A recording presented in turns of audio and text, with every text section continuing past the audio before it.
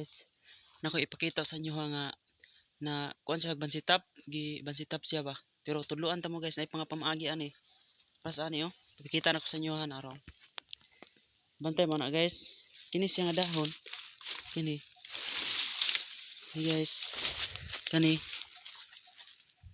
Mo ni siya gitirahan sa apids guys. Ang iyang dahon din daghan siya mga kung kani nga dahon dagha gi kaon nag apids kini nga manak mga murag piangaw. Puti siya guys. Mo ni yung agi. Kaon niya. Daghan kaya sa diri puti mong lupad.